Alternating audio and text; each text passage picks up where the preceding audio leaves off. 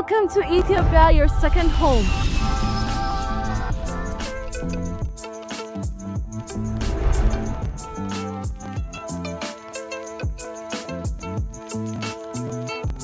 As you gather for the 48th Ordinary Session of the Executive Council and the 39th Ordinary Session of the AU Assembly, the vibrant city of Addis Ababa opens its arms to you. This year, leaders from across the continent unite under the powerful theme, assuring sustainable water availability and safe sanitation systems to achieve the goals of Agenda 2063. Together, we embark on a journey of meaningful discourse and shared visions for a brighter future. But it's not just about discussions within these esteemed halls. As you can see, the streets of Addis Ababa are alive with transformation, all ready to welcome you. Don't miss the iconic Adwa Victory Memorial, a symbol of resilience and pride commemorating Africa's triumph over colonialism. It stands as a testament to the determination of a people ready to defend their sovereignty. Once again, a very warm welcome to Addis Ababa, a city in motion and a destination that feels like home. Together, let's shape the future.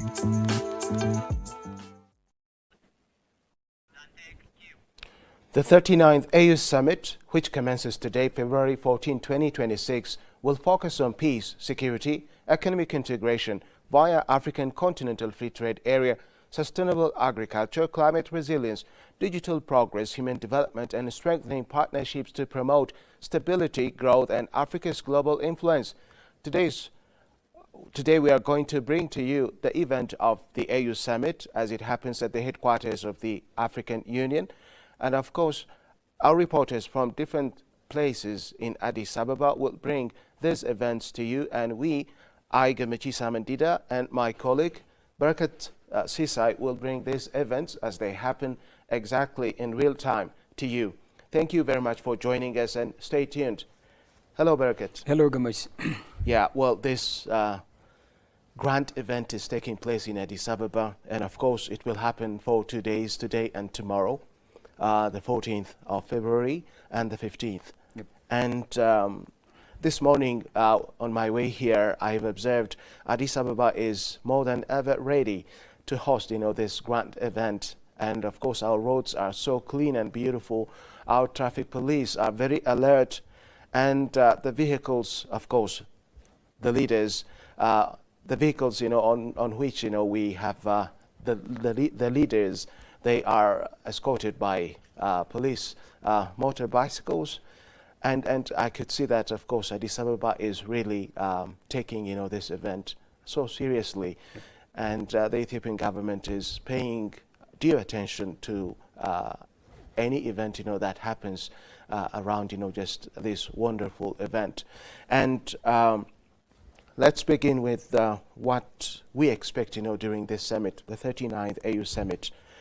Well, important thematic agenda items, I think, have already been identified by the leaders. And as far as I know, peace and security, integration, and Africa's voice are to be echoed or addressed, during this summit.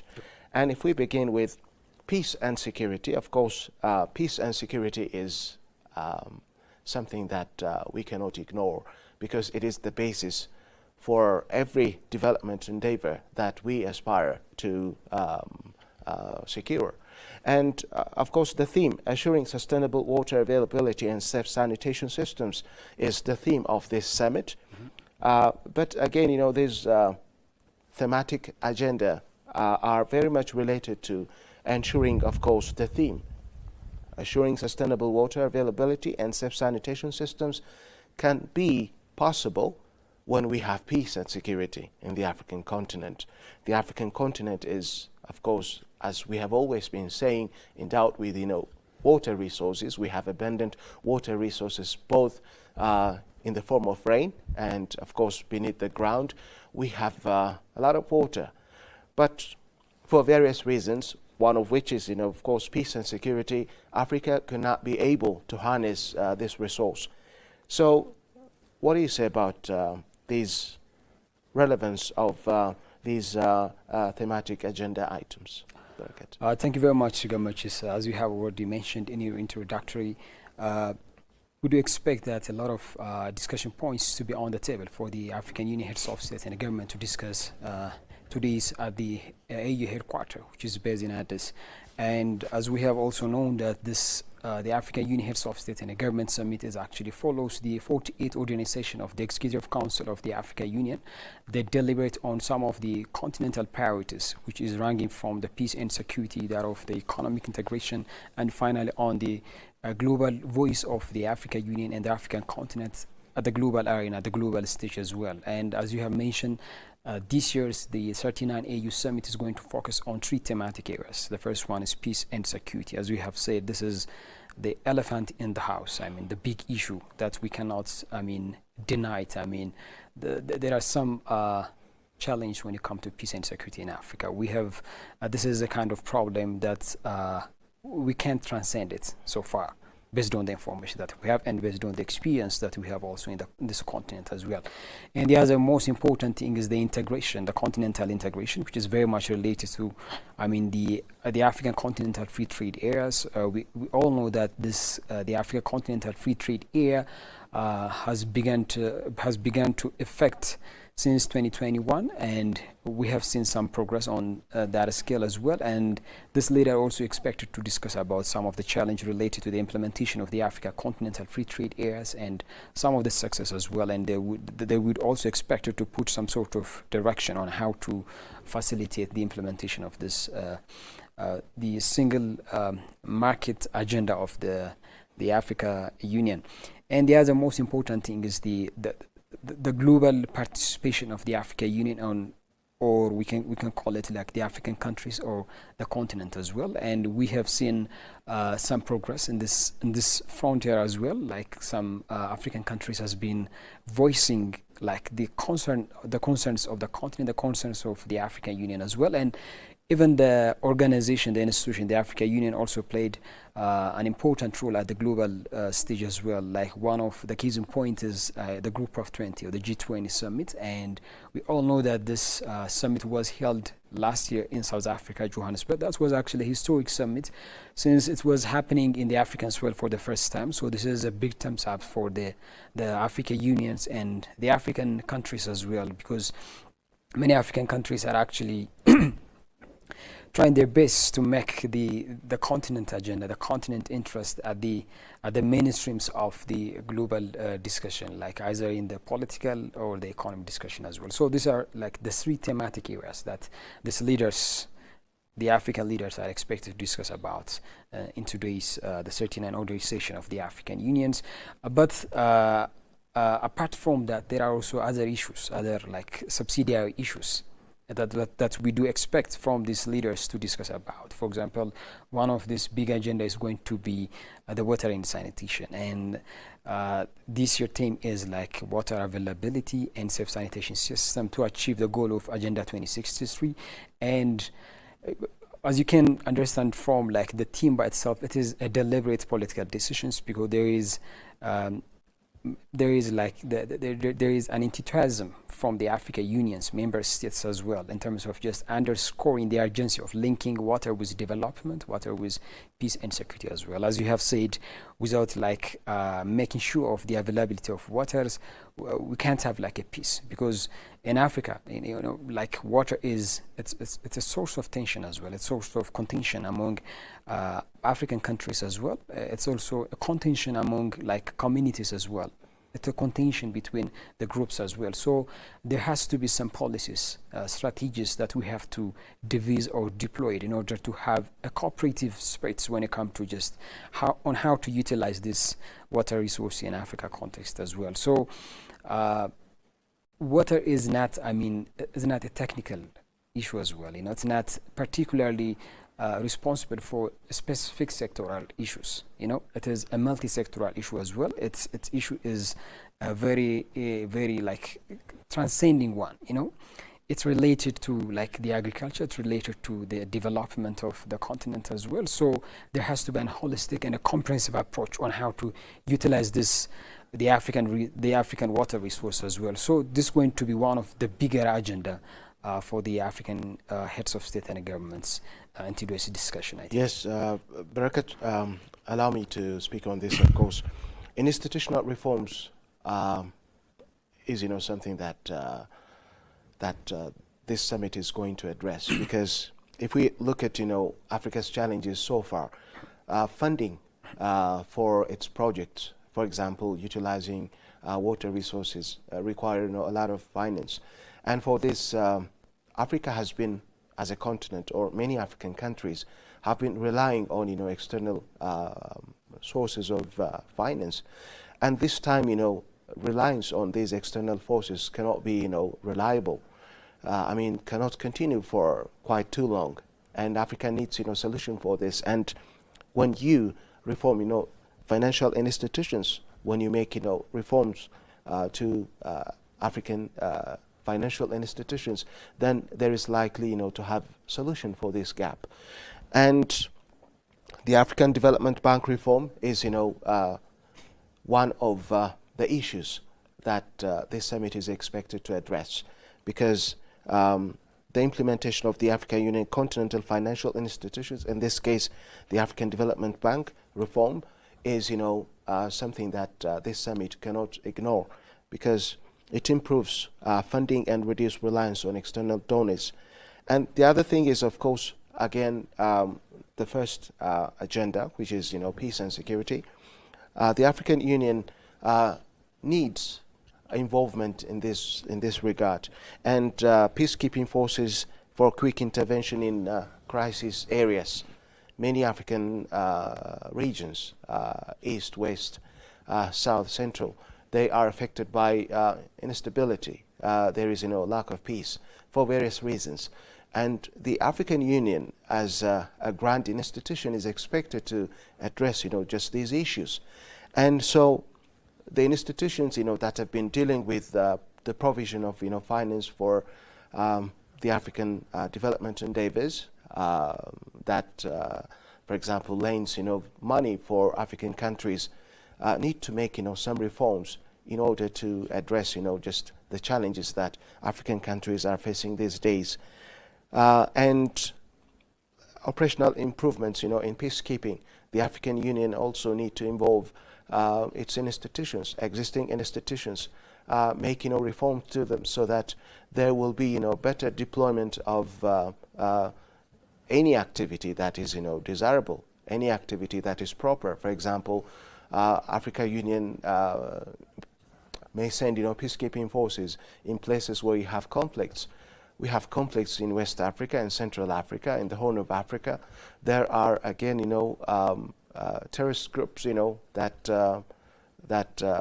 affect, just the peace and the stability in these regions.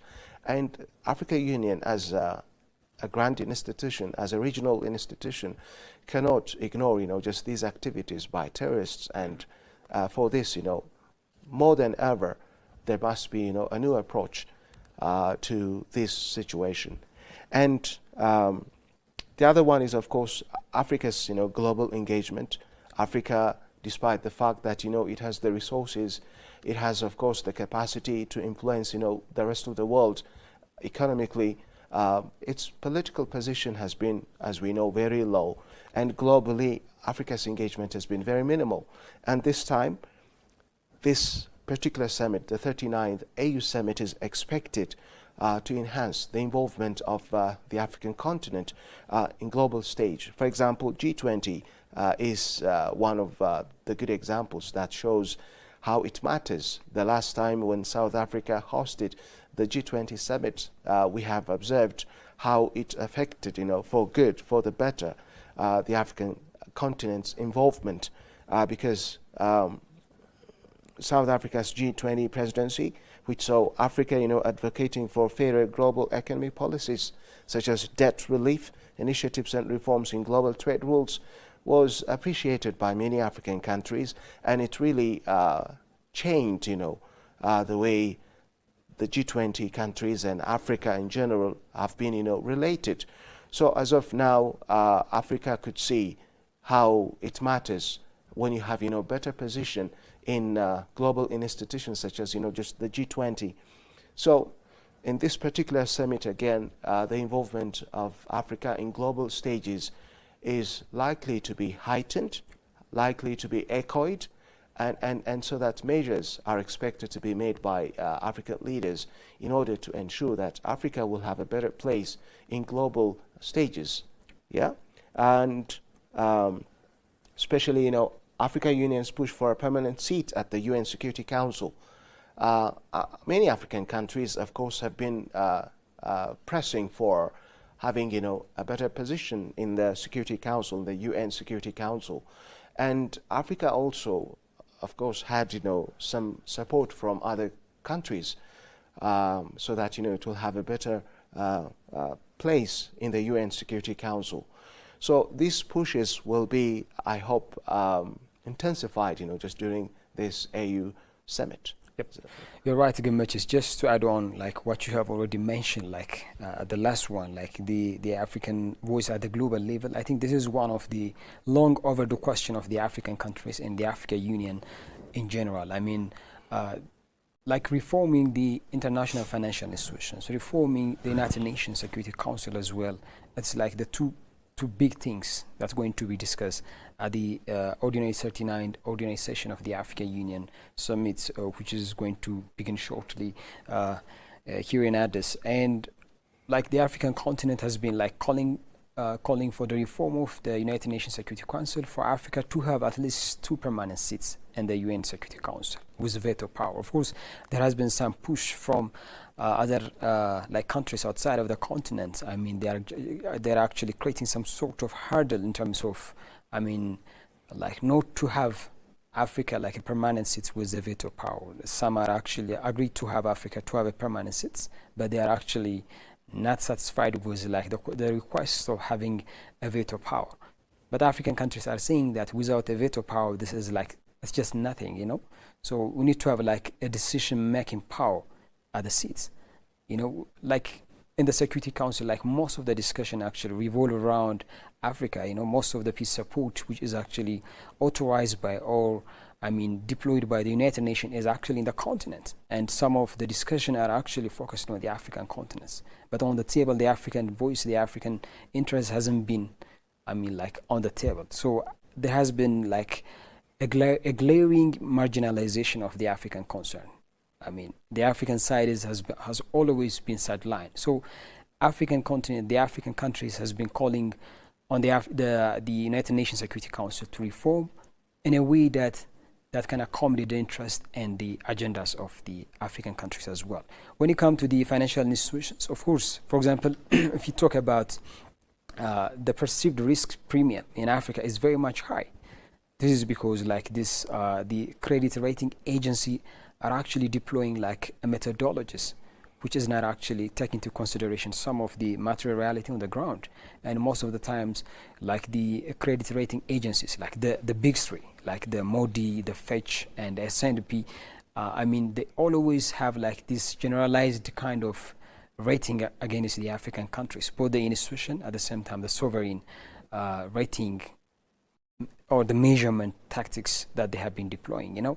African countries are actually like calling these institutions to reform their methodologies, to reform their approach toward African countries, unless otherwise the risk premium regarding Africa is going to remain the same. And investors outside of the continent are not actually just preferring Africa as an investment destination. Like any investors who has the chance to come to Africa, they always see like the risk. Of course, risk is everywhere, but the risk which is actually like measured by this credit rating agency should reflect or properly reflect the material reality on the ground. And some of the ratings doesn't really reflect the fundamentals of the economies of these African countries as well. And African countries are actually looking for like an African representation at these financial institutions, at this credit rating agency as well.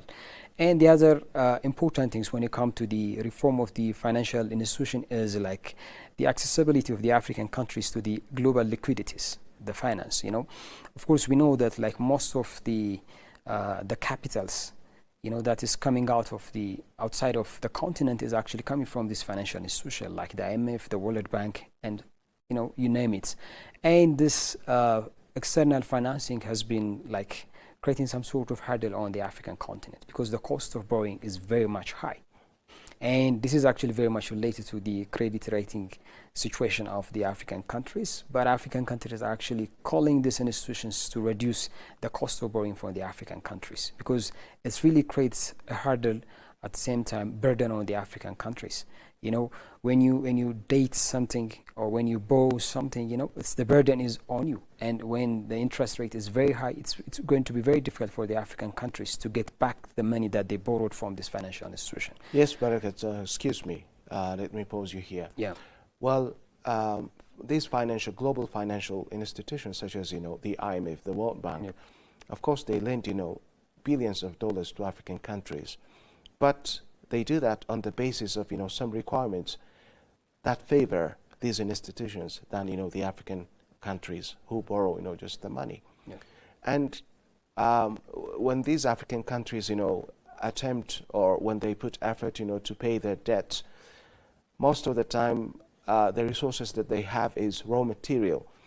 They don't have, products, industrial products, that they can bring to the world market to sell, with good price. And these prices are already set by, these financial institutions because they are just raw materials, no value added, little value added to the exports of these African countries. Now, until you will be able to fully pay, what you owe to these financial institutions, it takes quite, too long. And there is, this interest, which is, as you said earlier, the borrowing is very expensive and the interest rate is very high. And the products, these African countries bring to the world market is mostly, not value added too. It's just raw material. And just imagine, how much bulk of raw materials you are required to bring to the world market to be able to pay your debts. Now, there is, imbalance. Financial imbalance between these global institutions and African countries. So this has to change. Yes. And of course, African leaders in the past have always been echoing this, the fact that there must be a balanced relationship between these global financial institutions and respective African countries. And how do you ensure that you'll be heard so that you can solve this problem? Of course, if African leaders treat the case separately, it is very unlikely that they will be successful. And this summit gives them a chance to unite and then to have a framework to deal with these kinds of challenges. And when they face these financial institutions together, yeah. They can resist. That maybe they'll be able to make a difference, but it's not an easy task. Yep. The influence of the World Bank, the influence of IMF is so huge that leave alone, separate African countries, collectively, the continent as a whole, as one body, finds it still difficult to address. Yeah, the question is specifically related to the cost of borrowing is very much high. And the African concern is we need to be treated as equal as other countries, there is, the common expression, we are like a duck, we act like a duck, we croak like a duck, we walk like a duck, but we are told that we are not a duck, The question is we need to be treated as equal as other countries who are actually member of these international financial institutions, African countries are not just gaining, an equal share when it comes to just access to the borrowing at the international levels. Yes, Barakat, let me pause you again. Okay, no excuse me.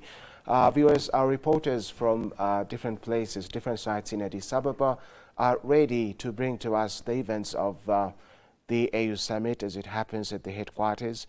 And of course, we have reporters around the Adwa, and around Mexico, Africa Union Road, and they're going to tell us what's going on regarding this AU summit. Stay tuned.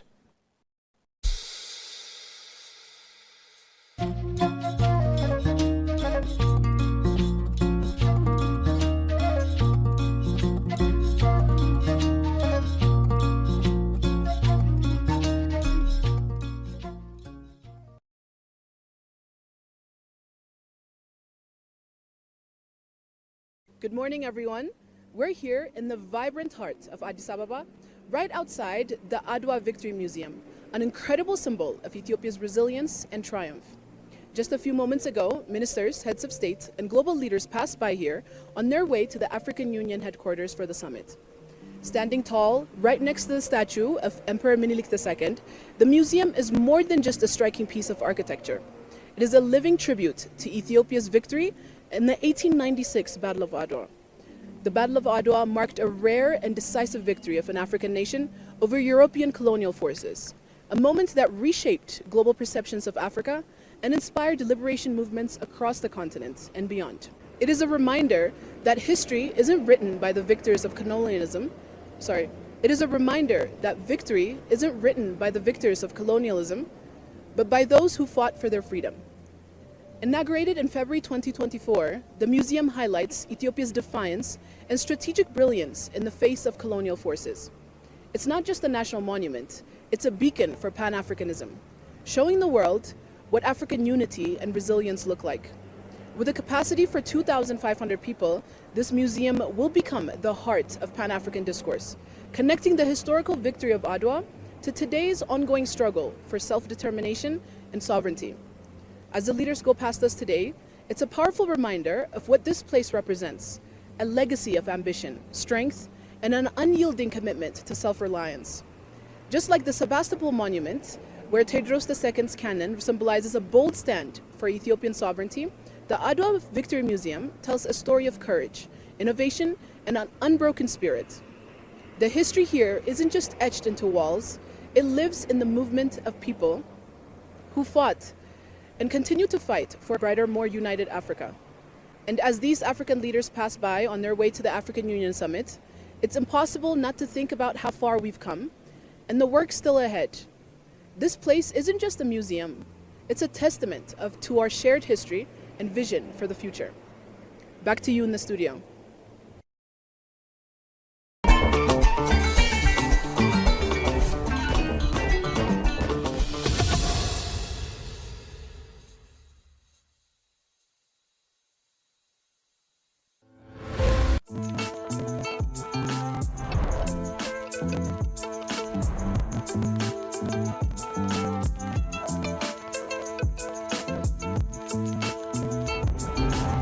Welcome to Ethiopia, your second home.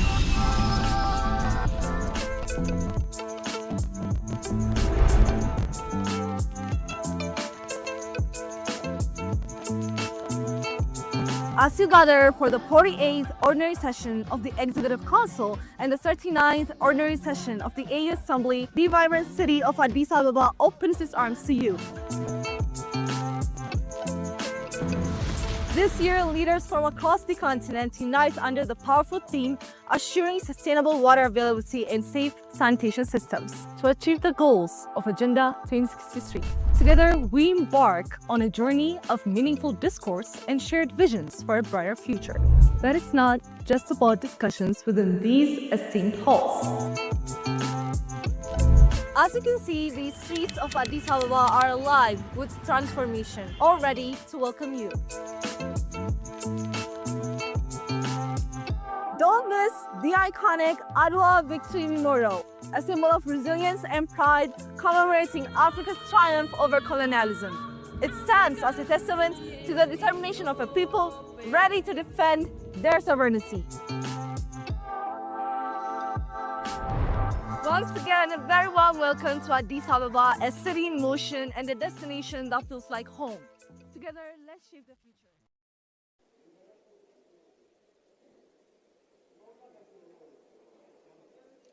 The 39th Ordinary Session of the African Union Assembly is going to deliberate on various crucial and critical issues of the continent. And I can see that African head of states and governments have already arrived here at the African Union headquarters, located in Addis Ababa, Ethiopia.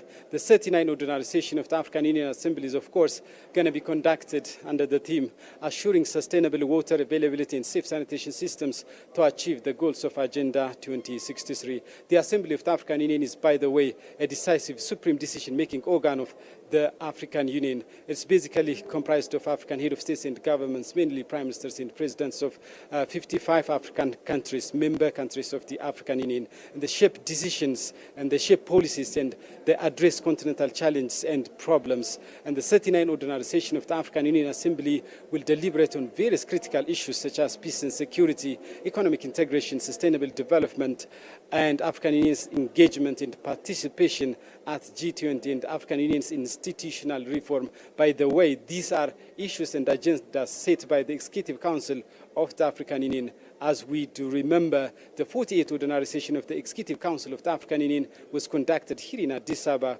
over the past few days, here in Addis Ababa, the political and diplomatic capital of Africa. And the Executive Council of the African Union has, suggested various issues for the Assembly of the African Union. And some of the issues are related with peace and security, for example. Peace and security is really a core agenda to be deliberated on during the 39th ordinary session of the African Union Assembly, which is being conducted today and tomorrow. The violences, the wars, the conflicts have undermined peace and stability, political stability and development in the continent. The war in Sudan, South Sudan, and Democratic Republic of Congo. For example, the crisis, the war, the civil war in Sudan is one of the most devastating conflict in the whole world, and the warring sides, the war between the two conflicting parties, the Sudan Armed Forces and the Rapid Support Forces, is still going on. And recent statistics and data show that close to 14 million people of Sudan have been displaced, and millions of people are in acute need of humanitarian assistance and basic needs such as food. So the situation in Sudan is really dire. And of course, the crisis in Sudan is the most forgotten conflict in the whole world. So the 39th ordinary session of the Assembly of the African Union will deliberate, will spotlight this Sudan civil war during its deliberation and discussion, which is being conducted today and tomorrow. And there are, of course, crises in other parts of the continent, such as in Democratic Republic of Congo, in South Sudan. So the peace and security of the continent is the core agenda for African Union Assembly, for the 39th ordinary session of the African Union Assembly of the African Union. And there is also terrorism, terrorist crisis in Africa. There are enormous terrorist organizations such as Al-Shabaab, ISIS, and Boko Haram. For example, Boko Haram, which is operating in the northeastern part of Nigeria, is committing various heinous crimes in that country. And of course, it's also spreading its reach beyond borders of Nigeria. And there are also other terrorist groups such as Al-Shabaab, which is based in Eastern Africa. Although the base of the Al-Shabaab, the terrible terrorist group, is in Somalia. It is waging insurgencies across Eastern Africa, and it's also attacking African Union forces as well. And it's undermining peace and stability in the Eastern African region of Africa. And of course, it is undermining economic integration and trade between and among countries of Eastern Africa. And there is also another terrorist organization in the continent, ISIS. We do remember that ISIS was first erupted in Middle East, in Iraq and Syria, but now it has significantly been diminished and reduced. But in a surprising fashion, in a very surprising manner, this terrible terrorist organization, ISIS, is spreading and expanding in the continents of Africa. So terrorism is going to be at the core agenda of the 39th ordinary session of the African Union Assembly. There are other issues as well, and global and continental leaders are going to deliver important speeches during the 39th ordinary session of the African Union Assembly. And the Pulse of Africa, the Pan-African Media Institution, will highlight you the major speeches delivered during the 39th ordinary session of the African Union Assembly, which is going to be kicked off this morning. Stay tuned.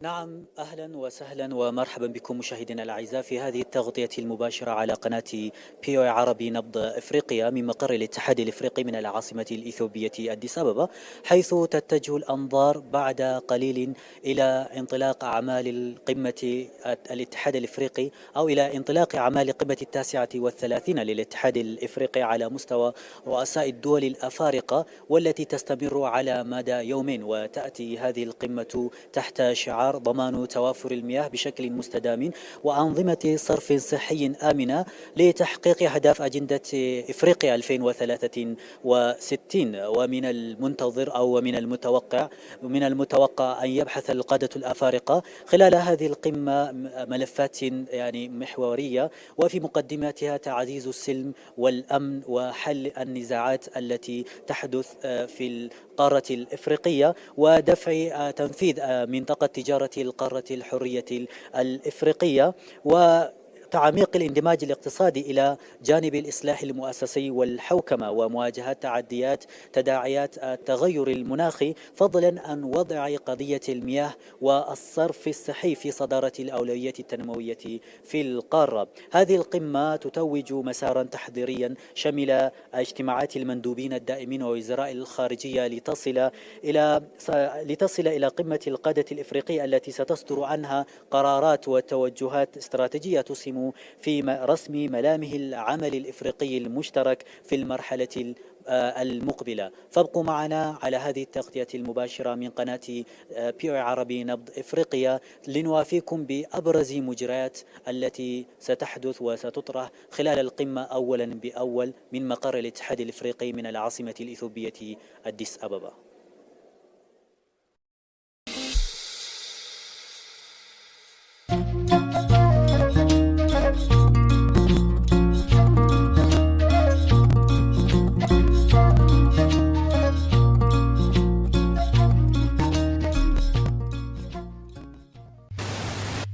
If you don't tell your story, it will be told by others. They'll talk of hunger, they'll talk of war, they'll talk of conflict, but they'll not say the things that are happening in Africa that are positive.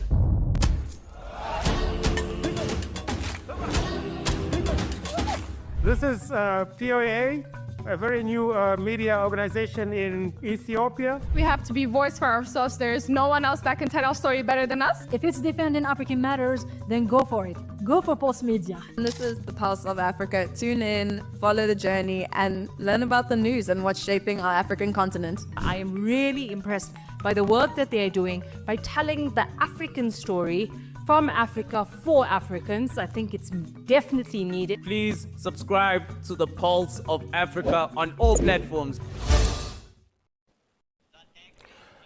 Viewers, we're back to you, and our reporters have, of course, brought to you the events as they happen exactly at the AU headquarters, and they've shared us what has been deliberated on security and other major reports. Well, Barakat, I think we earlier stopped talking about finance and these financial institutions, how they of course affect Africa as a continent and what Africa should be doing to address, just this challenge.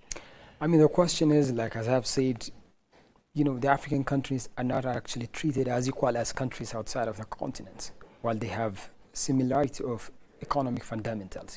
This is, I think, one of the structural challenges that African countries are actually facing whenever they engage, whenever they deals with these financial institutions. That's why the African countries are actually calling for the reform of this institution as well. When you look at the external, finance, or the finance which is coming out of the outside of the continent, it is very much limited. And most of the times, the African countries are actually depend on their reserves, like the foreign reserve, their foreign currency reserves, or sometimes they access some sort of loan, some sort of like maybe grants from the IMF based on the quota, as we all know that. And there has been also some call from the African countries. These quotas are not actually like reflect the material reality on the ground. You know, it needs to be redefined, recalibrated with the context that the African countries are actually in. Unless otherwise, this financial resources will not come here and at the same time fits to the developmental needs of the African countries. And I think this issue is going to be one of the major, discussion points for the African countries at the summit, and we do expect some sort of a direction, or roadmap on how to realize this goal in terms of just enhancing the African countries' accessibility to the global liquidity, the global financial resources. So, some African countries are actually working by themselves, like unilaterally. But the issue is the problem is it's a common challenge. It's a common problem. There has to be a common stance on that one, and the African Union do expect to lead the spearhead in terms of just paving the way for African countries to have, an open discussion with these financial institutions and to have solved these problems as well. Yes, Barakat, but it's not an easy task for African leaders because obviously these financial institutions, they have had, a very predatory approach to African countries. And what are expected from African leaders right now to change, to curb, just this direction? Well, one of the things that African leaders at this moment need to, of course, implement is that they need to unite. They need to have, a strong voice. And when they, of course, gear their voices, towards one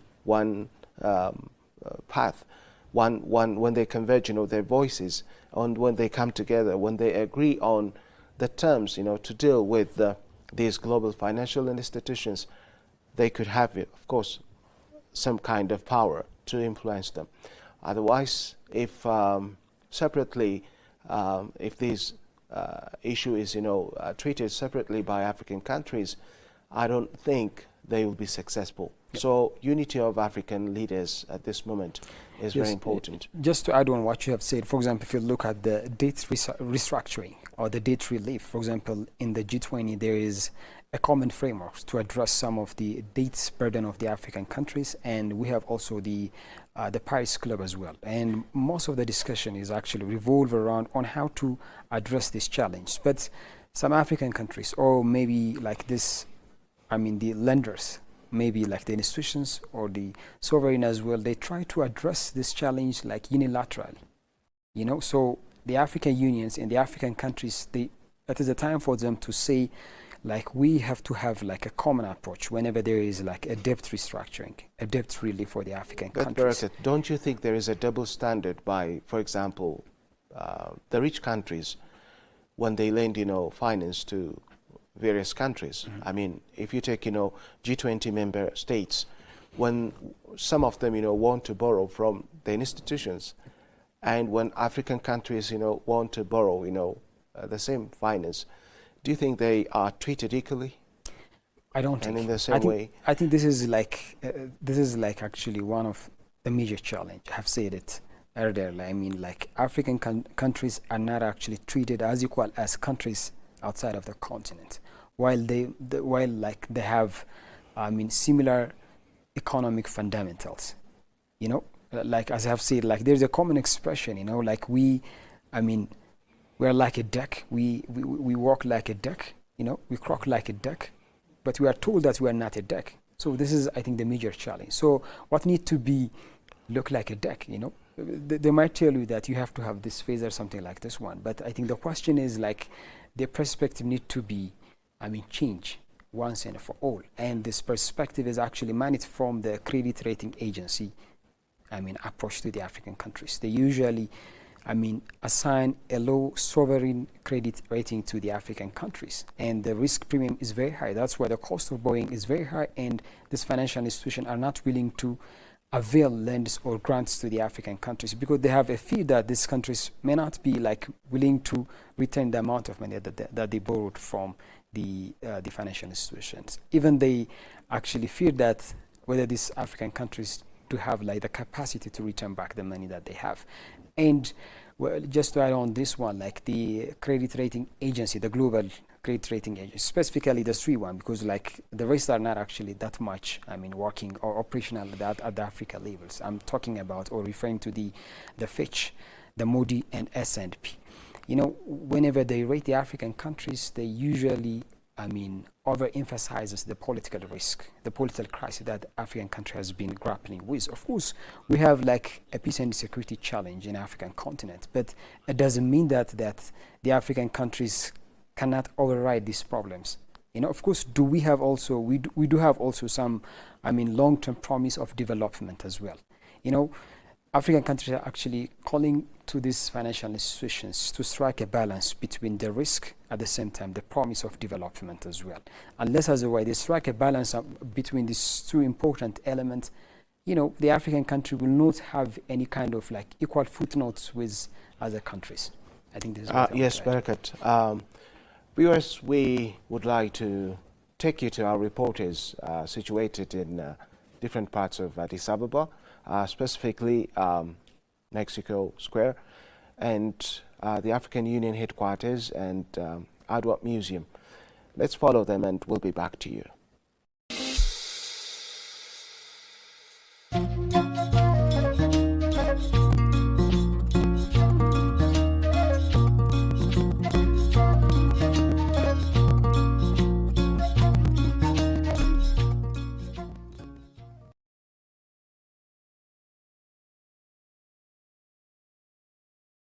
Good morning from Mexico Street, Addis Ababa. As you can understand from the name, this place was named honoring the country Mexico after Mexico being the only 5 country that did not support the Italian annexation of Ethiopia during the Italo-Ethiopian War from 1936 to 1941. Now this place is going under huge transformation in which the Ethiopian government has been working for about 2 years under the theme of Addis Ababa Corridor Project. And for years, African leaders have been passing through this Mexico Square in their journey heading to the African Union headquarters. And that is what's happening today on the 39th ordinary sessions of the AU Summit.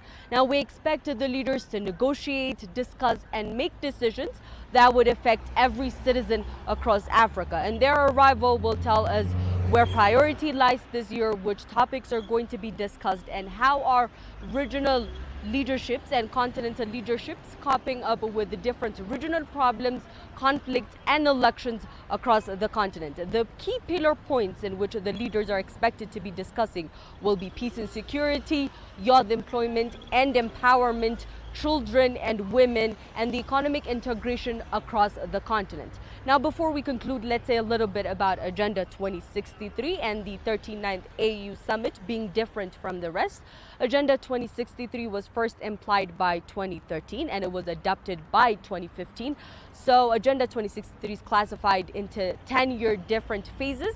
And what makes this year very significant is that Africa will be moving from the 10-year plan to the second phase, which will be that the leaders will not only be discussing and negotiating like other times, but this time they'll also be telling us which topics have been implemented into action and which still remains as aspiration. And now, as always, Pulse of Africa will be your trusted media to tell you everything what's happening and who is saying what inside the AU quarter walls, live to our audiences.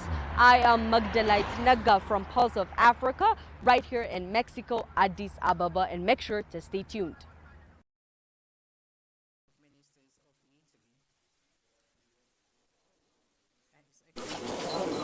His Excellency Antonio Guterres, Secretary General of the United Nations, Excellency Mohammed Mustafa, Prime Minister of the State of Palestine, Excellencies, former heads of states here present, our honorable first ladies present here in this hall, Excellency Selma Malika Hadidi, Deputy Chairperson of the African Union Commission, Excellencies, Ministers, Excellencies, Commissioners, and the entire leadership of the African Union, Excellencies, Honorable Ambassadors and permanent representatives of member states of the African Union and international partners. His Excellency Fatala, the Director General of the African Union Commission, heads of organs and specialized agencies of the African Union, Your Excellencies, ladies and gentlemen, heads of regional economic communities, Excellencies, heads of specialized institutions of the United Nations and international organizations here present. Excellencies, heads of African financial institutions, distinguished guests, members of the press, ladies and gentlemen, all protocol observed. Good morning to you all. It is an immense pleasure for me to welcome you here to the opening ceremony of the 39th ordinary session of the Assembly of Heads of State, taking place here today at the headquarters of the African Union in Addis Ababa, the capital of Africa. This session, which is a very important one, is the first of its kind since the election of the new leadership of the African Union Commission last year, February 2025. This offers an opportunity for constructive discussions on the progress made so far. Excellencies, ladies and gentlemen, the program of our opening ceremony will be as follows. First and foremost, we are going to listen to the statements that will be made respectively by His Excellency Mahmoud Ali Yusuf, His Excellency Dr. Abiy Ahmed, His Excellency Antonio Guterres, His Excellency Mohamed Mustafa, His Excellency Her Excellency Giorgia Meloni, and His Excellency João Manuel Goncalves. These statements will be followed by the announcement of the Bureau of the Assembly of the African Union for the year 2026. And in this vein, His Excellency João Lourenço, President of the Republic of Angola and the outgoing chairperson of the African Union, will make his handing over statement as the outgoing chair of the African Union. And after that, His Excellency Evariste Ndayishimiye, President of the Republic of Burundi, the incoming AU chairperson, will also make his own acceptance statement. And these statements, Your Excellencies, will be followed by the presentation and the launch of the African Union theme of the year 2026. That is, guarantee the sustainable availability of water and health systems to meet the objectives of Agenda 2063. That said, Your Excellencies, ladies and gentlemen, it is my singular honor and pleasure to invite His Excellency Mahmoud Ali Yusuf, Chairperson of the AU Commission, to make his opening statement. Bismillah ar-Rahman ar-Rahim, Excellence. Excellency João Lourenço, President of the Republic of Angola and Chair of the African Union, Excellency Dr. Abiy Mohamed, Prime Minister of Ethiopia, ladies and gentlemen, heads of state and government, Excellency Giorgia Meloni, President of Italy, and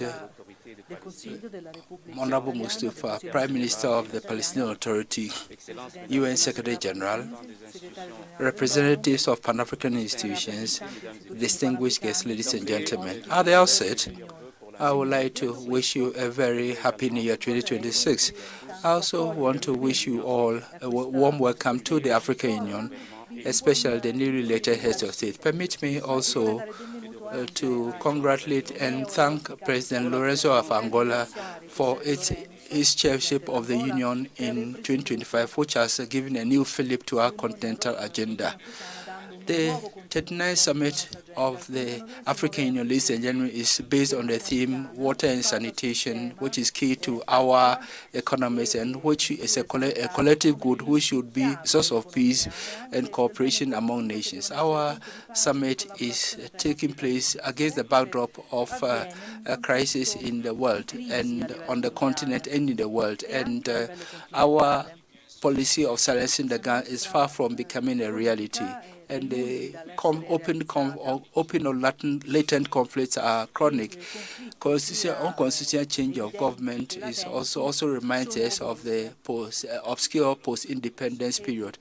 The change in the international order significantly impacts the affairs of the continent without forgetting the interference in our affairs by externalities. Multilateralism is sorely tested, and we are witnessing the emergence of unilateralism and protectionism. In the face of these, Africa should scale up its cooperation through the enhancing of its integration and cooperation programs. Pan-African institutions should intensify their efforts and determination. ASCFTA, AUDA, NEPAD, Africa CDC, and other mechanisms of African Union should work together. We request African financial institutions, AFC, the African Development Bank, and Afrexim Bank to work together. Ladies and gentlemen, regional economic communities also have to scale up their operations. By 2050, Africa should be able to rival with the major economies. Agenda 2063 should guide us towards the Africa that we want, a strong, autonomous, and prosperous Africa. These are not pious wishes, but an imperative for survival. And the major countries in the world are preparing for the polarization of this world. Africa is in the global south, but Africa has its own hallmark and its own identity. Excellencies, ladies and gentlemen, the reform of the institution should continue. The mobilization of domestic resources to finance the programs of the continent is not an option. It's urgent in the face of external tariffs. Our youth on the continent are impatient, and our women want more equality. Our civil society is positioning itself. So it's crucial to expedite the industrialization of the continent and the transformation of agriculture. And that will only be possible if we develop the energy potential of Africa and also create the necessary infrastructure. These are the prerequisites for the economic development of the continent expected.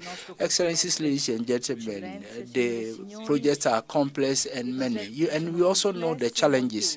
You are confronted with these challenges on a daily basis in your respective countries. The African Union Commission, which I heard, will spare no efforts to advance this agenda. This is a long-term work, and we need to ensure that our action is sustainable. The 5-year 2022-2028 plan has been launched. The Agenda 2023 decade should be characterized by a high level of performance and execution. Excellencies, ladies and gentlemen, it's also important to focus on the suffering of our people, victims of war, injustice, displacement, and we cannot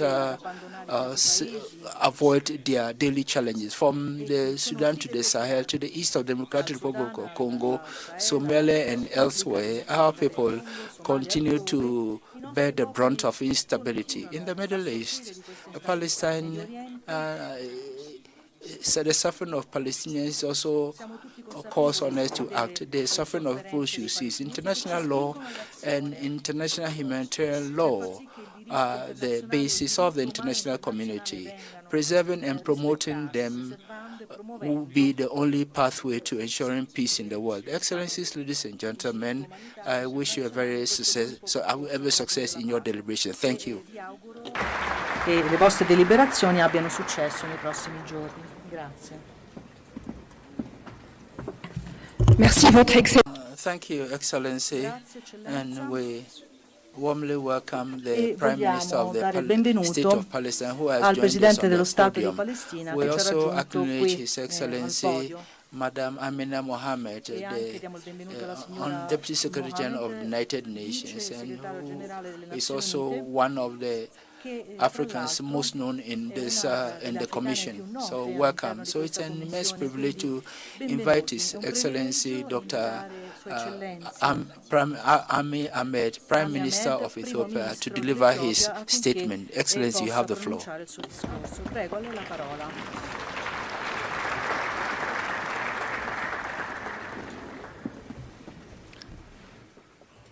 Your Excellency, Eccellenze, Ciao, Eccellenza João Lourenço, Chairperson of the African Presidente Union, uscente dell'Unione Africana, Eccellenza Giorgia Meloni, Meloni, Republic of Italy, Presidente del Consiglio Your della Repubblica Excellencies, Italiana, Heads of State and Government, Your Excellency Mahmoud Ali Yusuf, Chairperson of the African Union Commission, Your Excellency Antonio Guterres, Secretary General of the United Nations, Your Excellency Madam Amina, Deputy Secretary General of United Nations, former heads of state and government present, distinguished ministers, ambassadors, diplomats, ladies and gentlemen.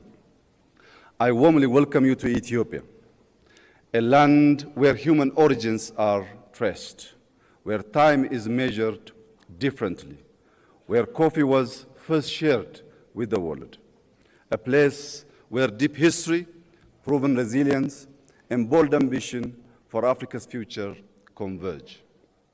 Today, as Africa gathers at a defining moment, we recognize that our continent's most strategic asset is not only what we extract, but what we design, build, and govern. Progress is achieved when vision is translated into systems and ideas into lasting institutions. As we build on the African Water Vision 2025, we reflect on a simple truth. Water is more than a resource. It is a foundation of development, innovation, and stability. It shapes our cities, our farms, our health, and our peace. Here in Ethiopia, we have learned that responsible water management is central to guiding development wisely. The Grand Ethiopian Renaissance Dam now powers homes and industry, exports electricity to neighboring countries, and shows how African ingenuity can drive shared prosperity. Across Africa, rivers can become engines of stability when governed for shared benefit. On our land, targeted policy and innovation have enabled wheat self-sufficiency, and large-scale industrial investments are moving us from dependency to production. Excellencies, today, many African economies are among the fastest growing in the world. Projections show that Africa's growth will be on par, if not above, that of Asia. This is a rare convergence in modern economic history. In Ethiopia, we expect growth of 10.2% by the end of this year. Over the next 25 years, we aim to move from a low-income economy to a globally competitive one, anchored in productivity, industrialization, innovation, and quality jobs. Yet, growth alone is not enough. Our greatest wealth is our people. By 2035, Africa will add more young people to the global workforce than the rest of the world combined. This demographic reality must be harnessed with purpose. Numbers alone will not deliver prosperity. That's why we are investing in maternal and child health, expanding early childhood education, and scaling school feeding programs. Every child must arrive at school nourished, ready to learn, and prepare to contribute. We also strongly believe development must include all. Across Ethiopia, urban and rural areas are being transformed, designed to be green, human-centered, and resilient. Excellencies, in Addis Ababa, riverside renewal has transformed degraded waterways into clean, vibrant public spaces, reducing flood risk, restoring dignity, and strengthening community life. As Africa's urban landscape expands rapidly, we must be intentional. The African city of the future is walkable, green, youth-centered, and grounded in dignity and belonging. In rural areas, modernization is enhancing livelihoods, connecting communities to markets. This integrated approach links development with climate stewardship. One expression of this is the Green Legacy Initiative.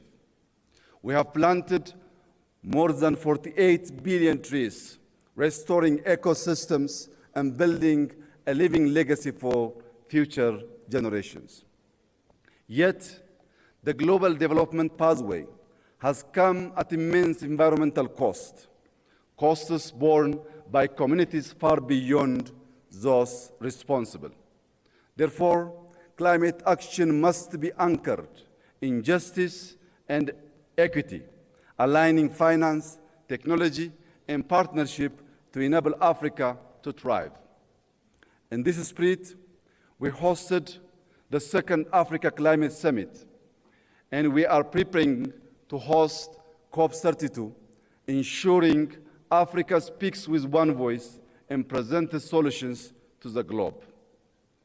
This same principle of integration guides our technological transformation.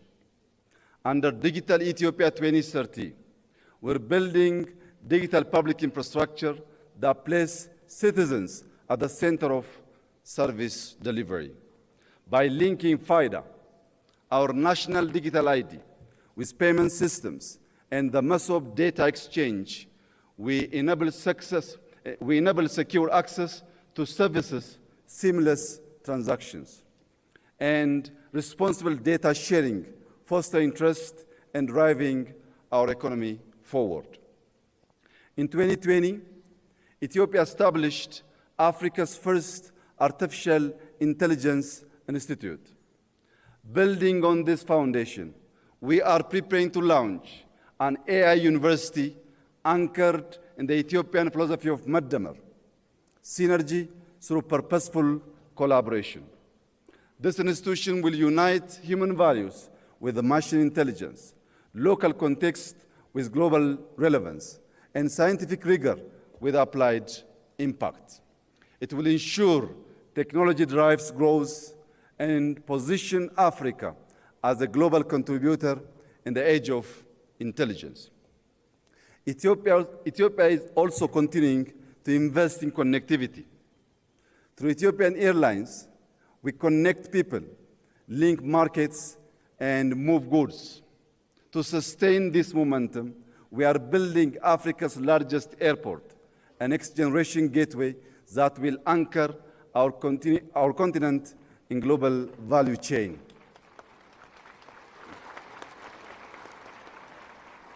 Beyond aviation, Ethio Telecom is expanding across Africa, bridging the digital divide and linking our continent's future through strategic partnerships. Yet, connectivity must be complete. For a nation like Ethiopia, with over 130 million people, sustainable growth requires diversified access. Ensuring reliable access to the sea through peaceful cooperation is fundamental to our economic future and to long-term stability and prosperity in the Horn of Africa. Excellencies, we meet at a moment of profound global transition. In this era of uncertainty, Africa's strengths will lie in a union that is confident and united. As we approach the African Union Silver Jubilee,